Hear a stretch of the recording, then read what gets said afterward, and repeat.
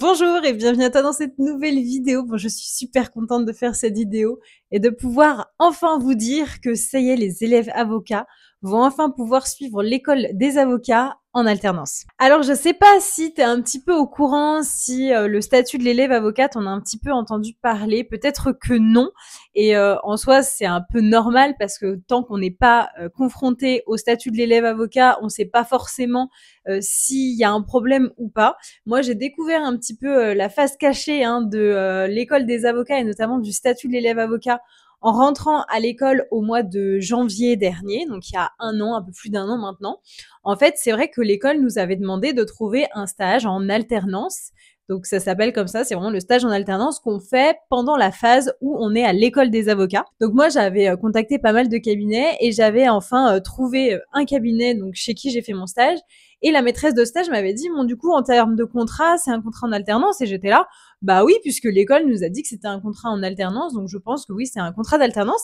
Et j'étais en train de me dire, bah punaise, ça va être plutôt bien. Être en alternance, c'est plutôt avantageux, puisque quand on a plus de 26 ans, on est payé à 100% du SMIC. Et en plus de ça, on conserve le statut d'étudiant et on a pas mal d'aides sociales. Donc, j'étais en mode, bah, punaise, trop bien, je vais pouvoir être un petit peu, comment dire, tranquille financièrement tout au long de mon école d'avocat.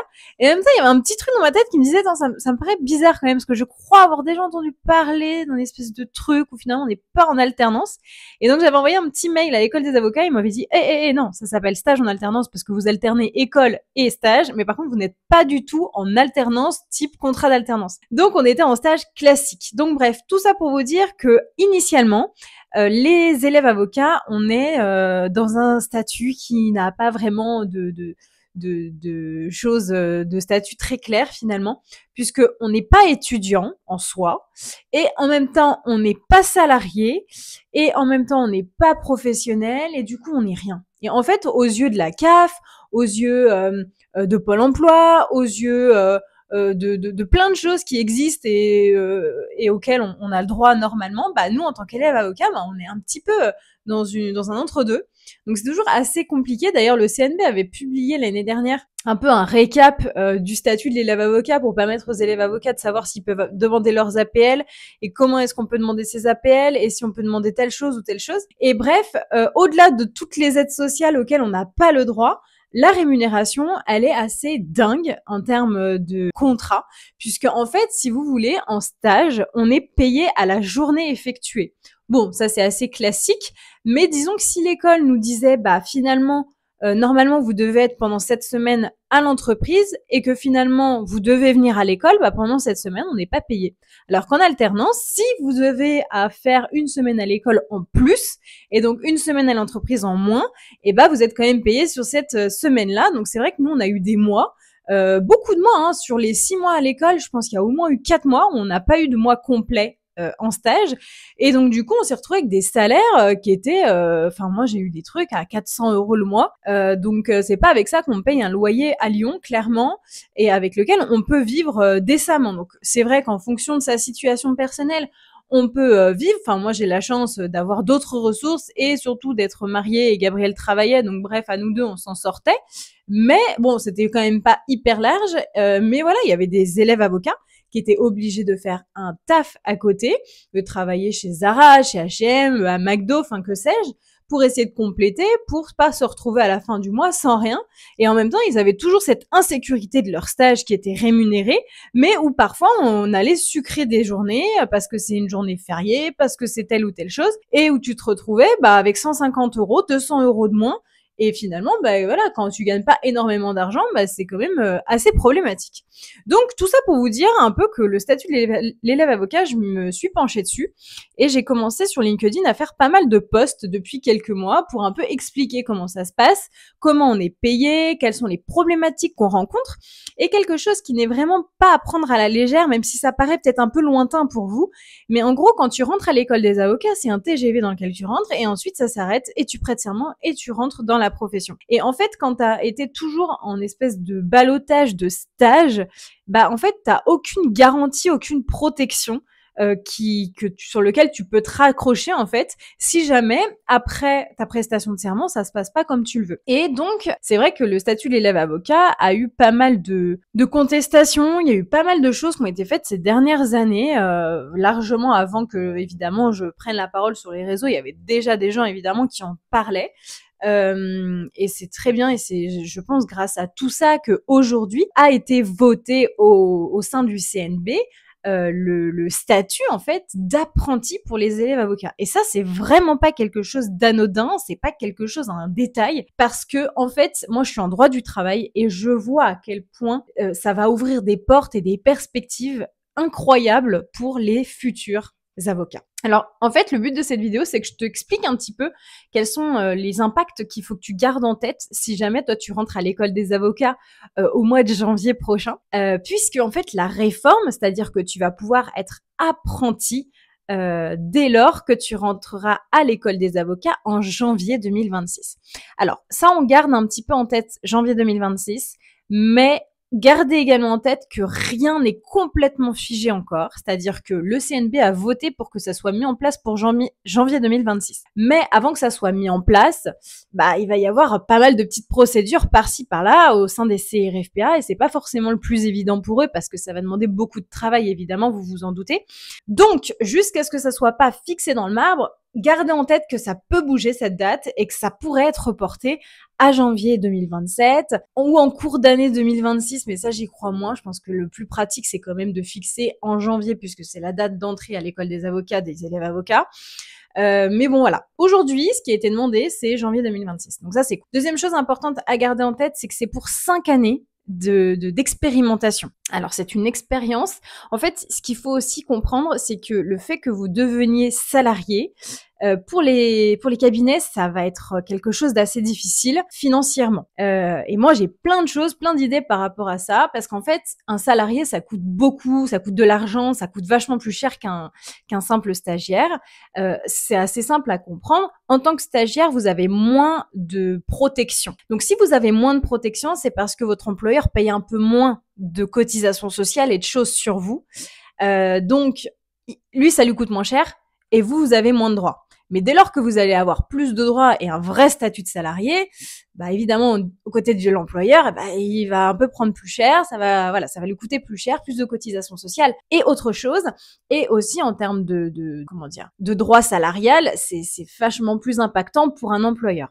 Donc c'est pour ça que dans la profession, il y a pas mal d'avocats qui vont être contre cette réforme, ou disons qu'ils vont être un petit peu en mode, c'est pas qu'on est contre, mais c'est que financièrement, ça va nous coûter vachement plus cher. Donc par rapport à ça, moi je pense que ça pourrait être hyper intéressant qu'il y ait quand même un système d'aide financière, d'aide financier, je sais pas comment on dit, peu importe, où en fait on va permettre aux cabinets même plus petits d'avoir suffisamment d'aisance financière pour pouvoir recruter justement un élève avocat, parce que sinon en fait on risque de créer un déséquilibre entre les cabinets, c'est-à-dire que ça va être que les gros cabinets qui pourront prendre des élèves avocats, parce que ce sera les seuls qui auront les moyens de le faire. D'accord? Et ça, moi, je trouve c'est problématique, ça a une rupture d'égalité et surtout, on empêche les petits cabinets de prendre tout leur essor parce que parfois, un petit cabinet, il a besoin de se développer grâce à un stagiaire, grâce à un alternant qui va pouvoir l'aider dans ses démarches pour développer des dossiers, développer sa clientèle. Et s'il a plus accès à tout ça, c'est vrai que pour lui, ça devient un petit peu compliqué. Donc, je pense qu'il y a quelque chose à faire d'intéressant par rapport à ça. Autre chose que vous devez garder en tête, ce sont tous les droits que vous allez pouvoir développer, en fait, dès lors que vous allez avoir accès à ce statut. Le statut d'apprenti, vous êtes salarié. C'est-à-dire que dès lors que vous allez rentrer dans l'entreprise, vous êtes un salarié. D'accord? Donc, si vous avez un problème, c'est comme tous les salariés, c'est face au Conseil des prud'hommes, donc ça c'est hyper important de le garder en tête. Et également, vous allez avoir des droits type chômage, type congé maladie, type congé maternité. Et toutes ces choses-là, vous ne l'aviez pas en tant que stagiaire à proprement parler. Disons que vous aviez des cotisations, mais elles sont très très très minces, alors que là, avec votre statut d'apprenti, vous allez vraiment être vachement plus protégé et avoir beaucoup plus de droits. Ce qui vous permet que si jamais vous avez un problème X ou Y et que vous devez arrêter votre alternance, eh bien, vous allez pouvoir toucher normalement le chômage. Ce qui n'est pas le cas si demain je perds mon stage dans un cabinet d'avocat parce que je ne suis que stagiaire et que je n'ai pas le droit au chômage en tant que tel. Donc ça, c'est quand même quelque chose qui est hyper, hyper important. Pareil pour les congés maternité. C'est encore un gros sujet, hein, mais en gros, à l'école des avocats, tu peux presque pas avoir un enfant.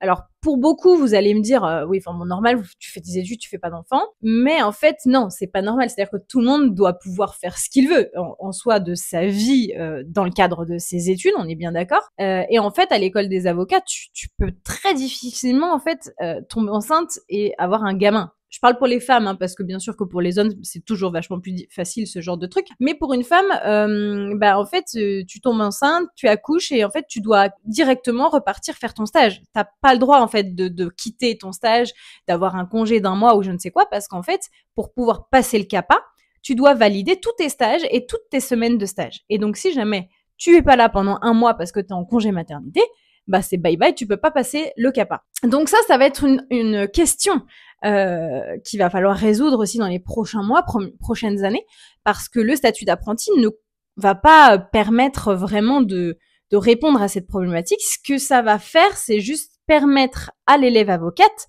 d'avoir des congés maternité parce que elle est salariée, d'accord? Mais sinon, en termes de CAPA, nombre de semaines de stage, ça va être à peu près pareil. Les sanctions seront les mêmes, à savoir si t'as pas validé toutes tes semaines de stage, t'as pas le droit de passer le CAPA. Donc, bref, pour moi, ça c'est vraiment un problème qu'il faut vraiment un peu se questionner en fait sur ça parce que c'est pas des questions anodines. Il y a des avocates et moi j'ai la chance de faire un stage chez une avocate qui a eu un enfant pendant l'école des avocats et franchement grosse warrior quoi. Enfin je me dis c'est quand même incroyable d'avoir réussi à faire cet exploit et quand je vois les conditions dans lesquelles ça s'est passé, que ce soit pour elle ou pour d'autres, hein, parce que je discute avec plein d'avocates qui ont eu un enfant pendant l'école des avocats et elles m'ont toutes dit que c'était une énorme galère parce qu'en fait, c'est très compliqué, tu dois faire tes stages, t'as pas le droit de t'arrêter, et donc en gros, après avoir accouché, tu repars en stage. Ce qui peut, vous pouvez bien l'imaginer, être assez compliqué dans la pratique. Donc, bon, ça c'est vraiment un volet, je voulais en parler dans cette vidéo parce que c'est quelque chose qui me tient à cœur, donc c'est important pour moi d'en parler un petit peu.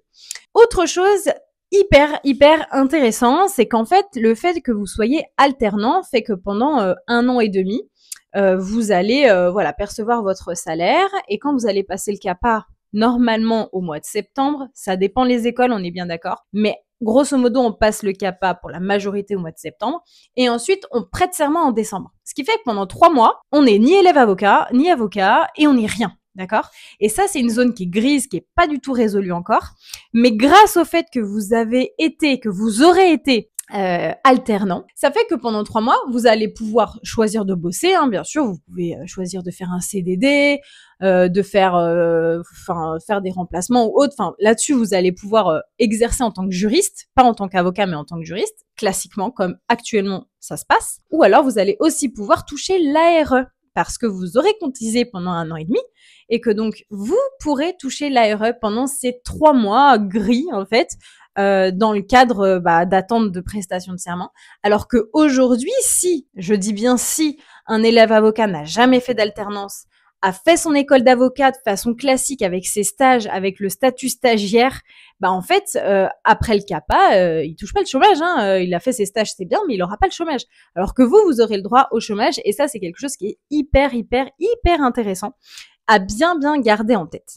Et enfin, un dernier élément qui est hyper chouette, c'est qu'il y a beaucoup d'élèves avocats qui n'osent pas lancer leur cabinet après l'école des avocats par manque financier, d'accord? C'est-à-dire que créer son cabinet, ça coûte de l'argent. On en reparlera dans plein de vidéos parce que évidemment, c'est le genre de truc que je vais développer à fond sur ma chaîne YouTube dans ces prochaines années puisque c'est ce qui m'attend un petit peu aussi. Et donc, créer son cabinet, ça demande un peu d'argent. Bon, ça demande pas d'avoir 50 000 €, on est bien d'accord, mais ne serait-ce acheter son ordinateur, avoir un bureau, avoir des locaux ou pas de locaux, mais bon, ça demande quand même 2-3 trucs. Grosso modo, soyons larges, mais à peu près 10 000 €. Attention, je donne ce chiffre-là, ne criez pas au scandale, hein, chacun voit comme il l'entend. Il y en a qui arrivent avec 2 000, d'autres qui arrivent avec que 40 000, j'en sais rien. On va dire grosso modo qu'avec 10 000 balles, on peut faire quand même pas mal de choses pour créer son cabinet d'avocat. Et avec tout ça, il faut quand même les trouver, les 10 000 €. Donc, grâce au fait que vous aurez eu le statut d'alternant au sein de votre école d'avocat fait que vous allez pouvoir créer votre cabinet d'avocat grâce à l'ARE, en fait, que vous allez pouvoir percevoir pendant que vous allez créer votre cabinet d'avocat. Si bien entendu, vous la créez, si vous créez votre cabinet dans une forme autre que l'entrepreneur individuel. Bon, tout ça, ça paraît peut-être hyper technique, un peu trop compliqué dans le cadre d'une vidéo comme ça, mais grosso modo, pour ceux qui captent un petit peu, vous allez voir en fait les perspectives que ça peut vous offrir et surtout, voilà, l'aisance financière que ça va vous permettre et la sécurité financière, parce qu'en fait, c'est vraiment ça, le gros stress quand on devient avocat, c'est que d'un coup, on est lâché dans le vide, on est libéral. Donc, on n'a pas de parachute, en fait. Et le fait que pendant 1 an et demi, pendant l'école des avocats, vous allez construire votre parachute fait que quand vous allez sortir de cette école d'avocat, vous aurez une garantie financière, vous serez vachement plus rassuré. Enfin, je me mets vraiment à votre place et moi, ça m'aurait tellement aidé, en fait, d'avoir ce statut sur plein d'aspects, que voilà, peu importe, c'est assez personnel, mais ça aurait été vraiment un énorme changement pour moi. Et donc, je suis trop contente que vous ayez cette chance en fait d'accéder à ça, au-delà de tout ce que vous allez pouvoir avoir, c'est-à-dire que vous allez avoir un salaire, vous allez également avoir vos APL et vous allez pouvoir avoir la prime d'activité. Et la prime d'activité, faut pas la négliger parce que moi, quand j'étais en alternance il y a quelques années de ça, parce que j'ai fait une année d'alternance, elle s'avoisinait à 300 € par mois. Enfin, c'est considérable. Vous allez également pouvoir avoir des aides au niveau du logement. Faut regarder, hein, mais il y a pas mal d'aides qui existent pour avoir accès à des aides financières pour le logement. Donc bref, toute cette réforme en fait, elle a vraiment un impact qui va être vachement plus grand que ce qu'on imagine en vrai. Enfin, en tout cas, moi, je vois tout le potentiel qu'il y a. Après, faut quand même aussi garder en tête un truc, c'est que pour le moment, ça a été voté, mais il n'y a pas encore toute l'organisation autour de ce contrat. Est-ce que ça sera un contrat d'alternance sur 1 an, 1 an et demi, 6 mois uniquement pour le PPI, uniquement pour le stage final, pour les deux, pour le contrat d'alternance? Tout ça, je sais pas encore comment ça va faire parce que soit vous aurez 3 contrats d'apprentissage pour les 3 phases de l'école des avocats, soit vous aurez que 2, PPI et stage final, soit qu'un seul. Enfin, pour le moment, il n'y a pas beaucoup de développement sur l'organisation. On sait pas vraiment comment ça va prendre. Est-ce que votre contrat d'apprentissage pourra se prolonger jusqu'à votre prestation de serment? Ça fait partie des choses qui ont été soulevées, mais il y a rien qui garantit que ça sera comme ça. Donc bref, il y a encore pas mal de flou hein, autour de l'organisation. Mais le plus important à garder en tête, c'est que vous allez vraiment pouvoir vous rassurer sur votre avenir financier dès lors que vous allez franchir l'école des avocats. Et ça, c'est quelque chose qui est pas anodin. Et une dernière chose, j'allais oublier quelque chose de presque essentiel, de très très très très important, c'est qu'en étant en apprentissage, votre école d'avocat, vous n'allez pas la payer. En fait, ça va être votre employeur normalement qui va payer. Et ça, c'est hyper bien parce que l'école des avocats, c'est quand même 2000 balles, presque 2000 balles. Donc, en gros, ça serait plus vous qui paierez, mais votre employeur. Donc, évidemment, pour votre employeur, tout ça, ça va vous coûter un peu plus cher. Mais pour vous, bah forcément, vous allez être un petit peu plus gagnant par rapport à tout ça. Et vous permettre d'avoir sereinement un avenir financier stable pendant l'école des avocats et aussi garantir votre début dans la profession d'avocat parce que pendant 1 an et demi, si vous êtes un petit peu malin et que vous arrivez à vous organiser et vous arrivez un petit peu à mettre d'argent de côté, bah, quand vous allez rentrer dans la profession d'avocat, bah, vous allez peut-être réussir à avoir mis je ne sais combien d'euros de côté pour votre lancement et vous garantir quelques mois de salaire. Enfin bref, si vous êtes malin, je pense que vous allez pouvoir faire pas mal de choses intéressantes. En tout cas, moi, je vois toutes les perspectives que j'aurais aimé avoir, franchement, en rentrant à l'école des avocats. Donc, j'espère en tout cas que vous vous ferez en sorte que tout ça soit assez bénéfique pour vous. Je vous tiendrai au courant, évidemment, sur LinkedIn, comme je le fais très régulièrement, sur l'avancée, l'organisation, pour que vous ayez une vision très claire de l'organisation autour du contrat d'apprentissage pour les élèves avocats. Et puis je vous tournerai évidemment une vidéo quand tout sera bien au clair. Je pense que d'ici septembre, on y verra un petit peu mieux. En tout cas, je l'espère.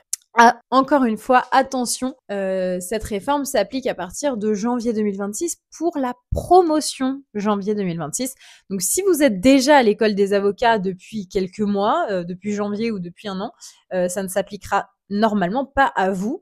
Donc vous allez rester sous le régime un petit peu pas favorable de l'élève avocat, même si vous êtes à l'école des avocats toujours en janvier. D'accord? C'est vraiment pour la promotion. Ceux qui vont passer le CRFPA en mois de septembre, en gros, 2025, voilà, si vous rentrez à l'école des avocats quelques mois après, voilà, vous serez sous ce régime-là et je pense que ça sera plutôt chouette. Donc, en tout cas, je suis vraiment très, très heureuse de cette réforme pour vous. Je vois vraiment toutes les perspectives, les évolutions. Évidemment, ça se appliquera pas à moi, donc voilà, c'est comme ça, c'est la vie. Je suis déçue, non, je suis surtout contente de voir que ça est en train de changer et que d'autres élèves avocats vont pouvoir avoir accès à cette profession. Je pense aussi qu'il va y avoir, en fait, d'une certaine manière, on permet à des élèves qui financièrement sont trop ric-rac et qui se ferment la porte de l'école des avocats parce que le statut de l'élève avocat les empêche financièrement d'aboutir leur projet professionnel, et bien de permettre justement à ces étudiants-là d'avoir accès à l'école des avocats, de pouvoir se permettre de passer le CRFPA sans avoir peur de l'aspect financier. Et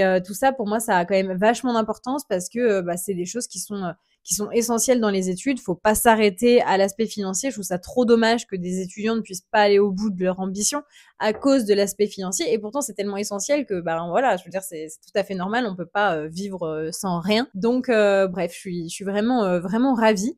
N'hésitez pas à mettre vos commentaires s'il y a des choses que j'ai oubliées, des choses que vous souhaiteriez préciser. Et puis, n'hésitez pas également à m'écrire en privé, soit sur Instagram, constance.mosnier, ou encore sur LinkedIn, Constance Mosnier, si vous avez besoin de renseignements, d'aide ou d'échanger sur ce nouveau statut.